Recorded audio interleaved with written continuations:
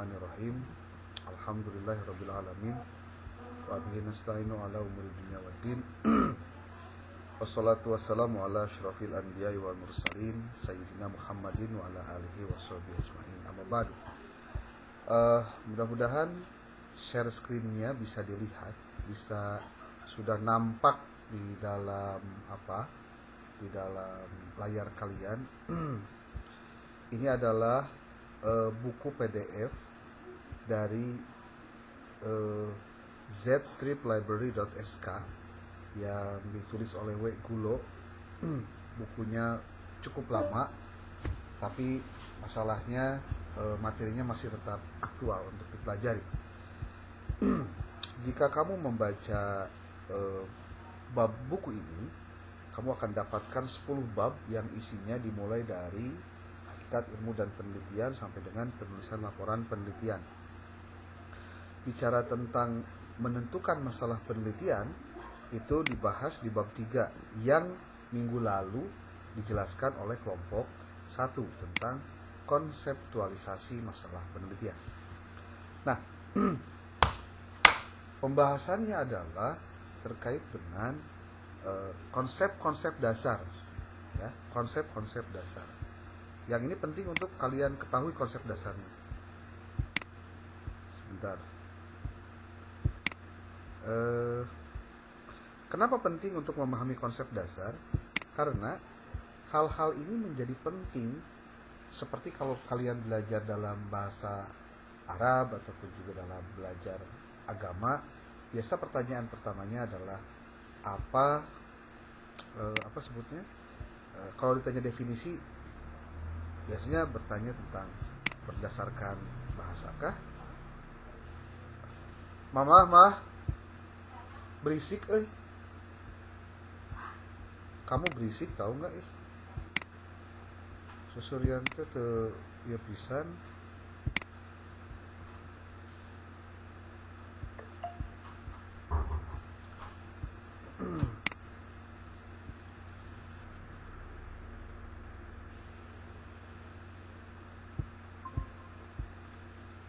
Ya, ini terputus ya.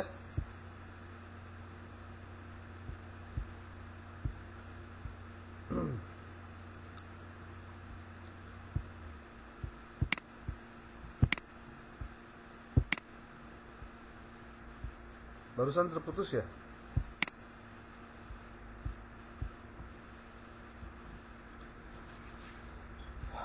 Halo. Ya. Barusan keputus ya? Ya. Oke, kita lanjut. Barusan juga ada kendala teknis. Oke, mudah-mudahan slide-nya bisa terbuka juga. Nah, di bukunya W. Gulo ini ada beberapa hal yang menurut Akang ini penting untuk kalian pelajari. Makanya bukunya pernah diminta untuk kalian download ya di minggu lalu. Bahwa yang namanya manusia itu pasti punya keinginan, desire namanya. Desire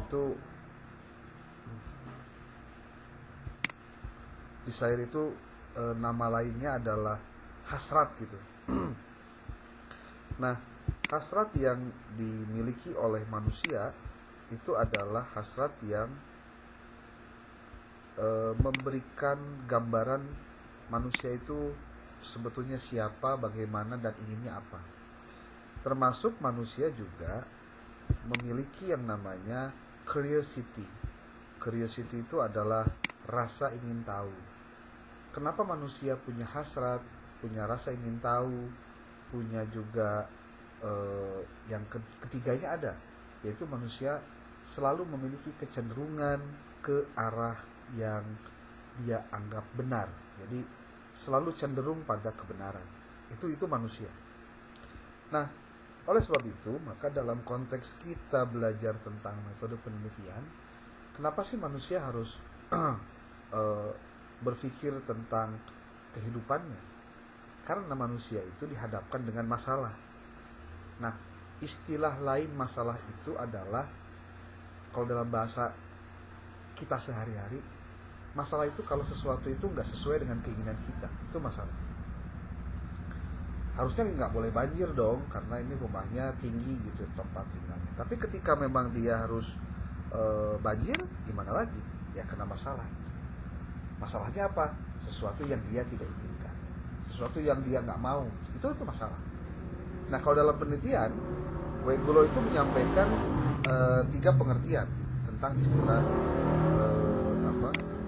yang disebut dengan masalah itu. Yang pertama, jika sesuatu itu bertolak belakang secara filosofis. Kalau kalian lihat nanti di bukunya Ueguro ini, penjelasannya ada kenapa manusia bisa sampai pada kesimpulan itu karena manusia berpikir. Kenapa manusia berpikir? Ya karena manusia memiliki alat untuk berpikir. Apa alat untuk berpikirnya? Ada otak, ada hati, dan gabungan otak dan hati inilah yang kita sebut dengan akal sebenarnya. Nah, di buku Ueguro ini kamu akan temukan beberapa istilah yang secara normatif perlu dipelajari. Seperti contoh, apa itu teori, apa itu postulat, apa itu preposisi, apa itu penelitian. Ada di sini semua, ya, penjelasannya. Nah, kita masuk pada pembahasan tadi tentang kenapa manusia itu kemudian harus melakukan penelitian. Tadi manusia punya perangkat untuk berpikir, manusia punya kemauan untuk mencari kebenaran dan lain-lain. Nah, cara manusia menemukan kebenaran itu karena dia berpikir, maka cara berpikirnya itu ada 2. Ada yang deduktif, ada yang induktif. Kenapa induktif dan deduktif? Karena dari 2 inilah kemudian manusia bisa mendapatkan pengetahuan, karena manusia bisa menyimpulkan gitu. Ada beberapa contoh, nanti kita akan lihat contohnya yang gampang untuk ditelaah. Kalau kita dengar kata deduktif, maka itu adalah pengertian untuk pengambilan simpulan dari hal-hal yang bersifat umum ditarik menjadi hal-hal yang bersifat khusus. Berbeda dengan induktif, itu kalau induktif pengambilan simpulan dari hal-hal yang bersifat khusus kemudian menjadi umum. Penjelasannya akan kita bahas di bukunya ini apa sebutnya? Di bukunya Muri Yusuf ada penjelasan tentang deduktif dan induktif, ya. Sekarang kita bahas dulu tentang kenapa sesuatu itu disebut masalah. Dan apa itu bedanya antara teori, konsep, preposisi, dan lain-lain. Kalian bisa lihat ini. Ada pernyataan begini. Manusia itu mendapatkan pengetahuan itu bisa dari berpikir atau yang kedua dari pengalaman. Kalau yang berpikir itu disebutnya adalah rasionalisme. Tapi kalau yang pengalaman itu disebutnya empirisme. Selain dari rasio dan pengalaman, manusia juga bisa dapat pengetahuan itu dari intuisinya atau bahkan mungkin dari wahyu yang didapat dari luar manusia. Nah, namun persoalannya intuisi itu sifatnya sangat personal dan tidak bisa diramalkan juga, sehingga tidak dapat dipergunakan sebagai dasar dalam penyusunan pengetahuan secara teratur. Nah, maka orang menyebut pernyataan-pernyataan itu, pengambilan kesimpulan itu adalah bagian dari cara kita mendapatkan pengetahuan. Seperti lihat ini pernyataannya, ada yang disebut premis mayor, ini bukan moyor ya, mayor maksudnya. Premis mayor itu apa? Manusia mati. Pokoknya manusia itu mati pasti. Kemudian premis minornya adalah Soeharto ini ya, Soeharto kali ya. Soeharto adalah manusia. Maka Soeharto bakal mati atau Soeharto itu mati. Pernyataan Soeharto mati itu benar. Kenapa benar? Karena jika kita membuktikan bahwa Soeharto adalah manusia dan bahwa manusia mati adalah kebenaran. Gitu. Nah, itu penggunaan kata-kata ini nih. Ada istilah yang disebut dengan postulat. Nah, postulat itu tentang apa yang diterima sebagai kebenaran tanpa pembuktian, ya. Penalaran itu bentuknya bisa silogisme, ya. Silogisme itu apa sih? Silogisme itu adalah pertautan antara premis mayor dengan premis minor. Terus pengambilan kesimpulannya begitu. Nah, ada juga kita sering mendengar kalau dalam bicara pengetahuan, dalam bicara masalah itu ada yang disebut dengan teori.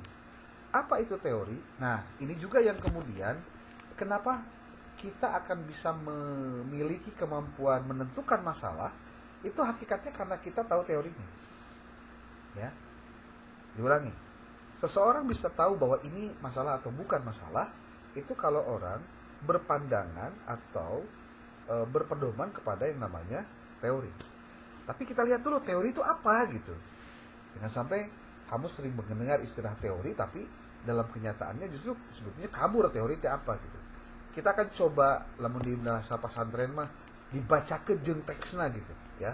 Tapi kita nanti ada penjelasan lebih lanjut. Kalian lihat baik-baik penjelasan ini. Ilmu pengetahuan terdiri atas seperangkat teori dalam bidang tertentu. Ini ilmu ya. Ilmu pengetahuan. Dalam bahasa Inggris, ilmu pengetahuan itu disebutnya science. Dalam bahasa Inggris ya, science. Sebetulnya dalam bahasa Indonesia istilah science itu terjemahnya ilmu. Tapi sekali lagi, ilmu yang tadi disebutkan berbeda dalam konteks bahasa Arab ilmun gitu. Nah, karena sudah jadi bahasa Indonesia, ilmunya ya sudah, itu yang dipakai. Nah, ilmu pengetahuan itu terdiri atas seperangkat teori. Jadi teorinya banyak, ada seperangkat, itulah ilmu pengetahuan. Tapi dalam bidang tertentu, awas ya. Nah, dengan teori itu manusia dapat membaca kenyataan. Ini di highlight nih. Membaca kenyataan. Kenyataannya kenyataan apa? Kenyataan-kenyataan empiris yang terjadi di sekitar kita. Anak kecil pegang makanan, terus ada yang ngasih lagi, ada yang ngasih lagi, ada yang ngasih uang. Si anak kecil tuh mikir, pasti, oh orang yang ngasih sesuatu ke saya itu pasti orang baik. Kenapa? Karena dia memberikan kepada saya sesuatu. Kenyataan empirisnya begitu. Nah, anak tersebut, si anak tersebut akan mengambil kesimpulan bahwa yang ngasih uang berarti baik. Ini itu kesimpulannya. Nah sekarang, fakta empiris yang sama dapat diceritakan oleh beberapa orang dengan cara-cara yang berbeda, sesuai dengan kacamata teori yang mereka pergunakan. Bisa nggak ternyata orang ngasih sesuatu ke anak kecil itu ternyata bukan kebaikan, tapi malah keburukan, karena niatnya juga busuk, yaitu mau nyulik lah, atau mau menyekapnya dan lain-lain. Tanpa teori kita menjadi buta tentang peristiwa. Seperti orang melihat mendung. Apakah mendung itu pasti hujan? Ya belum tentu juga. Tapi kalau kemudian setelah mendung ada hujan, ada teori yang bisa menjelaskan hal itu. Kalau kamu pengen pinter, maka belajarlah, rajin membaca. Kurangi nonton di handphone, atau nonton drakor, atau main medsos. Kurangi. Kenapa? Karena waktu yang tersisa untuk hal-hal yang menyenangkan kamu akan melalaikan kamu dari belajar. Akibatnya kalau belajarnya rendah, kinerja belajarnya rendah, apa yang terjadi? Yang terjadi adalah dia akan kehilangan waktu untuk belajar karena habis oleh main TikTok lah, atau nonton Instagram dan lain-lain. Apa yang terjadi kemudian? Ya dia nggak dapat pengetahuan banyak dong. Kalau nggak dapat pengetahuan banyak, ya kalau dia jadi nggak tahu apa-apa, wajar lah. Itu kan teori yang bisa dijelaskan. Ya, teori yang bisa dijelaskan. Peristiwanya bisa dijelaskan karena ada teori. Nah, karena teori itu sangat penting dalam kaitannya dengan penelitian empiris, maka kita perlu memiliki pengetahuan yang sama tentang teori. Apa teori itu? Kata Nanlin, dia menyebutkan begini. Teori itu adalah seperangkat proposisi yang saling berhubungan. A set of interrelated propositions, some of which can be empirically tested, dan beberapa di antaranya dapat juga diuji secara empiris. Jadi, pengetahuan itu terdiri dari seperangkat teori, ya. Nah, teori itu terdiri atas seperangkat proposisi. Tuh. Apa itu maksudnya? Teori pertama terdiri atas seperangkat proposisi, yaitu pernyataan tentang hubungan antara dua konsep. Jadi kalau ditanya, apa itu proposisi?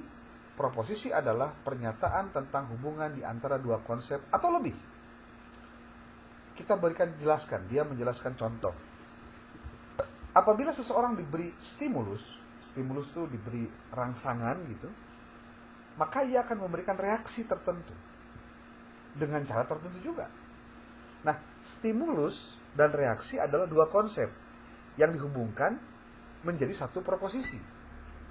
Misalnya, konsep hukuman yang dihubungkan katanya dengan konsep perilaku. Maka dia akan menjadi kalimatnya begini. Jika anak diberi hukuman, maka perilakunya akan berubah ke arah yang positif. Ini disebut proposisi. Kumpulan-kumpulan proposisi itu disebutnya teori. Kumpulan-kumpulan teori disebutnya ilmu pengetahuan gitu. Ini penjelasannya saling berkait ya. Ilmu pengetahuan, teori, proposisi, di dalamnya ada hubungan sebab akibat. Kan gitu. Nah, kita akan lihat kenapa kemudian perlu belajar tentang teori. Kok kita belum ngomong masalah tapi ngomong teori dulu? Nih, perhatikan baik-baik. Masing-masing proposisi atau definisi atau konsep saling menerangkan sehingga kita memperoleh gambaran yang bulat dan utuh tentang suatu peristiwa. Ini kalimatnya jelas banget. Nih lihat oleh kalian, ini yang terdapat dalam bukunya Kerlinger. Dia menyebut bahwa teori-teori yang saling berhubungan itu membentuk definisi dan proposisi yang menghadirkan tinjauan sistematis dari sebuah fenomena yang secara spesifik itu berhubungan dengan berbagai variabel. Tujuannya apa sih? 3. Ini tujuan yang 3 nih. Tujuan apa? Tujuan teori itu 3. Fungsi teori itu 3. Jadi kalau ditanya, kenapa kita harus tahu teorinya? Karena paling tidak 3 hal ini. Yang pertama adalah explaining, menjelaskan. Yang kedua, predicting, meramalkan. Yang ketiga, ada istilah control the phenomena. Kalau Kerlinger menyebutkan 2. Teori disusun secara sistematis memiliki fungsi tertentu. Fungsi pertama itu apa tadi? Eksplanatif. Ini. Apa itu eksplanatif? Itu fungsinya menjelaskan. Suatu teori itu harus bisa menjelaskan hubungan antara satu peristiwa dengan peristiwa yang lain. Disebutkan di sini, jika yang satu adalah menurunnya nilai rupiah dibandingkan dengan valuta asing, dan peristiwa lainnya adalah menurunnya permintaan terhadap saham di pasar bursa, maka teori berusaha mencari dan menjelaskan hubungan di antara kedua peristiwa tersebut. Maka teori berusaha mencari dan menjelaskan hubungan. Eksplanasi adalah pernyataan tentang hubungan tertentu untuk menggambarkan sejumlah kegiatan atau fenomena. Itu eksplanasi. Ini penjelasannya banyak sekali. Seperti dalam teori pendidikan itu ada sebuah peristiwa di mana contoh anak kenapa terlibat narkoba, kenapa ada anak yang terlibat mabuk-mabukan, geng motor, ataupun juga perilaku menyimpang dan lain-lain. Ya karena rendahnya kepedulian orang tua. Artinya makin rendah kepedulian orang tua, makin tinggi kenakalan remajanya. Tapi makin tinggi kepedulian orang tua kepada anaknya, dia makin pasti akan rendah juga tingkat kriminalitasnya. Gitu. Jadi menjelaskan hubungan itu adalah fungsi teori. Teorinya apa? Tentang eksplanatif. Yang kedua itu prediktif. Apa itu prediktif? Prediktif itu adalah fungsi peramalan atau perkiraan. Tapi ramalnya bukan ngeramal dukun, ngeramalnya karena memiliki ilmu pengetahuan. Artinya, kita berikan contoh. Jika suatu teori dapat menjelaskan hubungan antara pendidikan dengan pendapatan masyarakat, di sini disebutkan, maka ia pula dapat memberikan tingkat pendapatan atau suatu masyarakat dalam dengan perkembangan pendidikan tertentu. Iyalah, pasti. Eksplanasi itu sifatnya positif ya.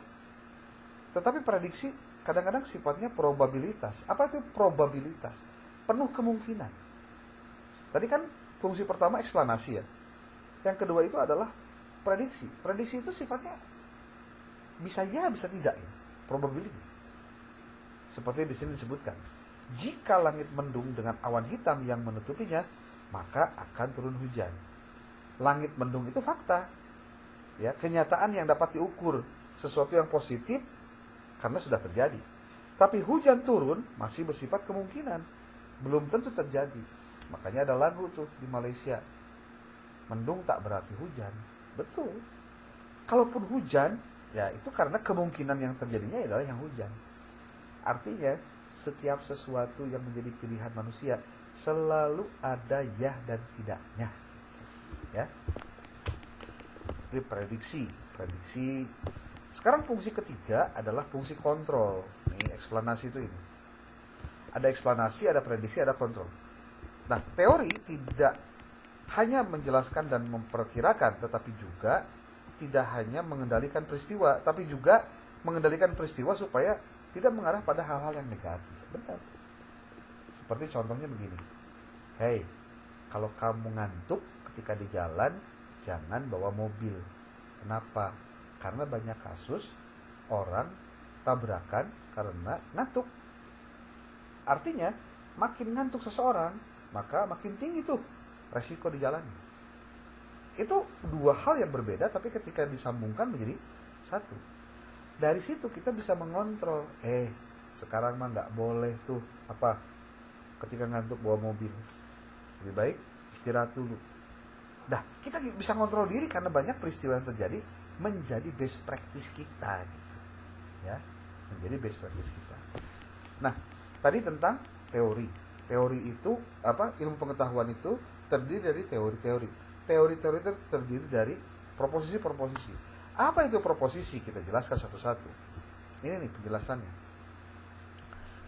Proposisi itu adalah pernyataan tentang hubungan antara dua konsep atau lebih. Jika harga suatu barang naik, maka permintaan berkurang. Nah, kalimat ini kalimat apa? Kalimat proposisi. Gitu.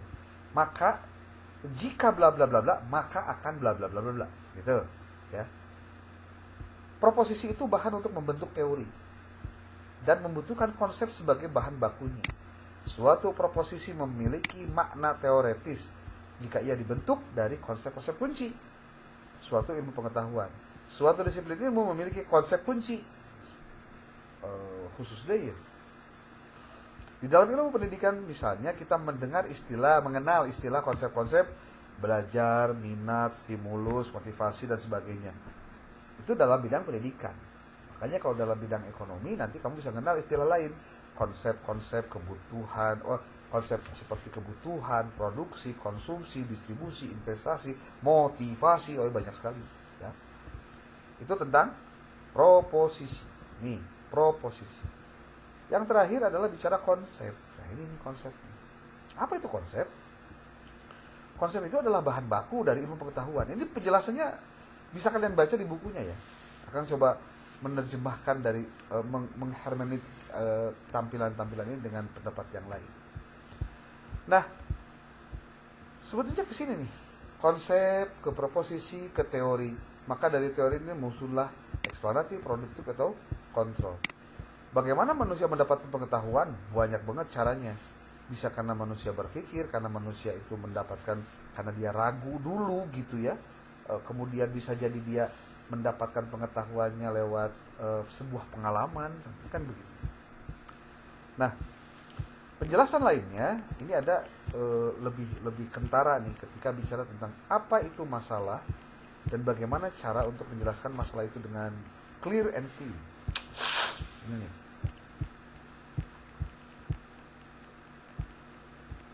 Nah, penjelasan ini, ini belum ketemu gimana?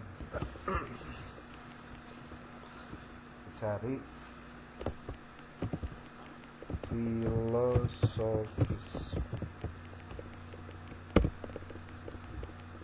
Yang suka ada. Sambil dicari. Tadi ada pertanyaan menarik tentang pertanyaan penelitian, boleh satu atau boleh banyak dan lain-lain. Satu pertanyaan penelitian itu sebetulnya sudah paling banyak, bukan paling banyak, sudah paling sedikit itu, satu. Tapi boleh. Nah, nih. Kita akan masuk pada penjelasan masalah. Di Wegulo itu dijelaskan bahwa masalah itu dia bagi tiga. Ada masalah filosofis, kebijakan, dengan masalah ilmiah. Nah, terus pertanyaannya, apa yang disebut dengan masalah itu? Dan kenapa juga orang menyebut itu masalah? Nih, ketika bicara konseptualisasi, ada istilah dunia abstrak, rumah, seperti yang kita bayangkan, Tapi ketika di kehidupan nyata, nah, kita akan lebih paham lagi. Oh, ini apa yang saya inginkan beda ya dengan apa yang jadi kenyataan. Nah, masalah itu apa? Nih, ketika berbicara tentang masalah, kita akan lihat contoh-contohnya sebagai berikut. Jika suatu masalah itu bersifat filosofis, jika gejala-gejala empirisnya tidak sesuai dengan pandangan hidup dalam masyarakat, seperti pandangan hidup di desa kalian, itu nggak boleh perempuan keluar malam sama yang nggak muhrim, harus sama muhrim, sama mahramnya. Apa yang terjadi kemudian? Ternyata ada satu perempuan di kampung itu balik jam 11 peting, bagi diantarkan ke orang yang nggak jelas dan nggak dikenal. Itu pasti jadi masalah. Kenapa? Karena secara filosofis berbeda, nggak boleh, ya. Nah, sementara kalau misal masalah yang tergolong pada masalah kebijakan kayak gimana? Kayak kemarin itu sempat ramai. Berdasarkan aturan, itu siswa SMA itu maksimal 36 satu kelas. Tapi ketika KDM bilang karena untuk mengurangi angka putus sekolah maka dipastikan jadi 50 orang per kelas. Atuh jadi ramai. Swasta ngaguak. Bahkan bikin gugatan terus cabut deh ya cangkel. Itu disebutnya masalah-masalah kebijakan. Bisakah kebijakan menjadi masalah? Bisa, ketika apa yang sudah dicantumkan tidak sesuai dengan pelaksanaan. Contoh, orang dilantik pakai ayat Quran, atau pakai kitab Injil atau lain-lainnya. Ternyata dia pelaku dari korupsinya, gimana? Itu kan berbeda banget antara yang diundangkan dalam aturan dengan yang dilaksanakan, gitu, ya. Nah, yang ketiga adalah masalah ilmiah. Nah, inilah yang kita kaji dalam metode penelitian, karena kita masuk pada tataran yang sifatnya ilmiah. Penjelasannya seperti ini.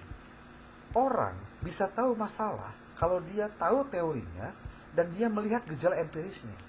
Ketika gejala empirisnya itu terlihat dan dia pakai teori untuk memahami gejala empiris itu, maka itu akan jadi isu. Isu itu bukan isu gitu ya, bukan ya.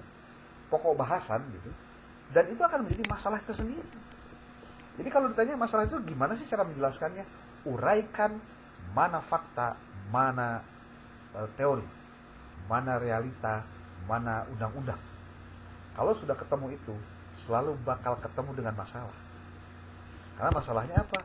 Ketika teori tidak sesuai dengan gejala-gejala empiris. Kasus seperti contoh MBG yang banyak membuat orang itu jadi muntah-muntah atau keracunan, itu kan kontraproduktif. Dan kenapa jadi masalah? Ya iyalah, kita mau ngasih MBG itu makanan bergizi gratis, kok malah jadi muntah-muntah, boro-boro bergizi sih teh, kan pasti jadi masalah. Sampai kemarin sore ya, itu wakil Badan Gizi Nasionalnya di TV itu sampai nangis-nangis itu. Dia nggak tega. Dan ada memang beberapa kasus di mana kenapa kemudian ada yang sampai keracunan atau bahkan meninggal? Karena si pembuat MBG-nya, sebutlah dapurnya itu, tidak menggunakan SOP. Itu kasus seperti di Kabupaten Bandung Barat, itu kejadiannya begitu.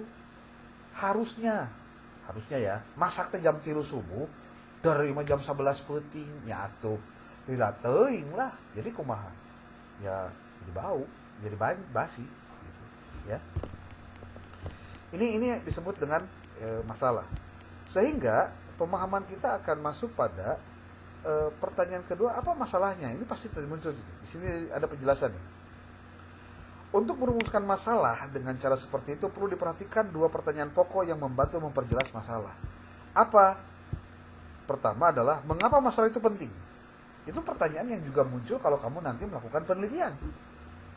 Kamu mau penelitian tentang apa? Nanti buat skripsi, saya tentang ini kan. Kenapa?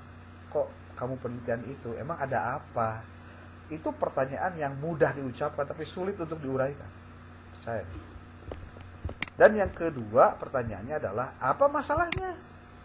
Nih, setelah kita bertanya kenapa atau apa yang menjadi faktor yang membuat ini penting, dengan yang kedua apa masalahnya? Kenapa ini menjadi sesuatu yang perlu disampaikan? Di sini ada jawaban. Untuk menjawab pertanyaan kedua ini, dilakukan penjajakan di sekitar kita, di lokasi penelitian. Itu kalau saya nyebutnya apa? Studi pendahuluan. Gitu. Bisa dengan menggunakan metode induksi, sehingga kita bisa merumuskan konsep yang merupakan fokus penelitian itu sendiri. Selanjutnya dengan konsep tersebut kita bisa merumuskan masalah penelitian secara eksplisit. Sekali lagi, kalaupun kalian mendengar paparan ini banyak yang tidak pahamnya, ya, jangan khawatir bahwa semua itu bisa terjadi. Karena apa? Karena tidak mudah juga memahami sesuatu yang mungkin belum pernah kalian pelajari. Yang penting satu saja, kita harus punya niat baik untuk selalu terus belajar. Karena dengan belajarlah, maka apa yang dikhawatirkan ketika tidak bisa, itu bisa terkurangi dengan sendirinya. Jadi ketika hari ini materinya tentang menentukan masalah penelitian, maka pertanyaan paling mendasarnya adalah bagaimana cara kita mendapatkan penelitian, masalah penelitian.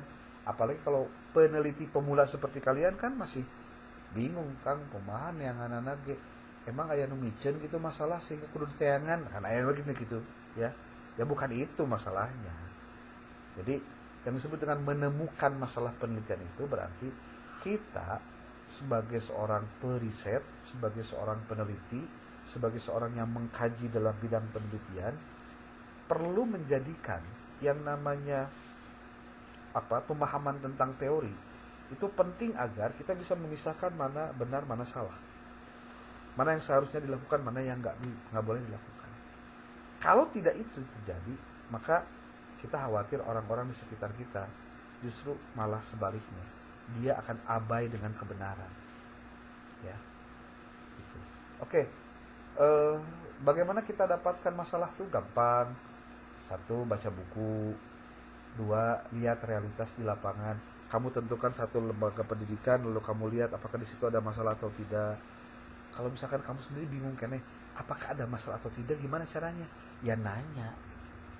Nanya ke siapa? Ngobrol dengan kepala sekolah tempat kamu melakukan observasi itu. Yang kedua, kamu observasi daerah itu. Jadi selain wawancara juga observasi di tempat yang akan kamu jadikan penelitian. Sehingga nanti ada yang ketiga, kamu membangun chemistry di antara mereka sehingga mereka berbicaranya apa adanya. Nah, itu yang susah itu kalau wawancara adalah ketika kita meminta dia berbicara sesuai dengan apa adanya. Hakikatnya tidak bisa 100% seperti itu. Ya. Makanya kalau ditanya, Kang, jaga lamun arek nyen skripsi untuk di PAI alusna kuantitatif atau kualitatif? Jawaban saya masih simpel. Skripsi yang baik adalah skripsi yang dikerjakan, tuntas, dan disidangkan. Nah, itu skripsi yang bagus. Bukan judulnya yang bagus, bukan. Tapi skripsinya adalah bisa dikerjakan, tuntas, disidangkan, selesai. Itu skripsi bagus. Arek kuantitatif, arek kualitatif, terserah. Karena itu mah metode doang. Gitu. Oke, sudah 20.45, mungkin ada yang mau didiskusikan dari pertanyaan tadi oleh kelompok 2, silakan. Gimana? Ada?